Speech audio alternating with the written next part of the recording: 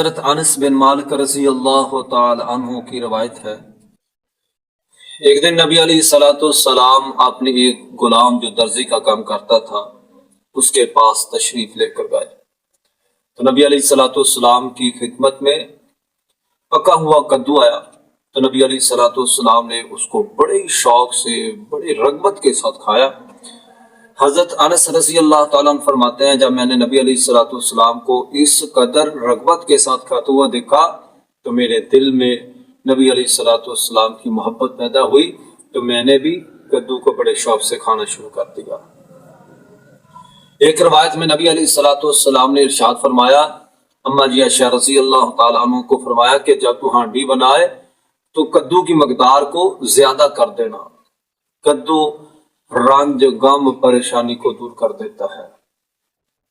اور ایک روایت میں نبی علیہ الصلوۃ والسلام نے ارشاد فرمایا، کدو اور خرما یہ دونوں جنت کے میووں میں سے میوے ہیں۔ اور ایک روایت میں نبی علیہ الصلوۃ والسلام نے ارشاد فرمایا، کدو دماغ کو تقویت دیتا ہے، مضبوط کر دیتا ہے۔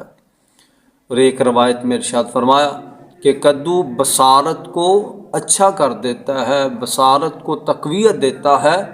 اور دل کو روشن کر دیتا ہے۔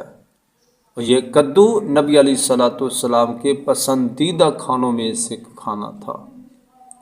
پسندیدہ سبزیوں میں سے ایک سبزی تھی کدو۔